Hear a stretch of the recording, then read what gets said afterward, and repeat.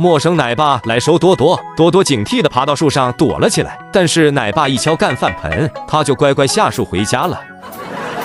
事情是这样的，下班时间到了，今天来了一位新奶爸来收多多。由于平时都是谭爷爷收多多，今天没见谭爷爷的多多，看到陌生奶爸瞬间警惕了起来。他先试探性的往前走了几步，走近一看，这是谁呀？根本不认识呀。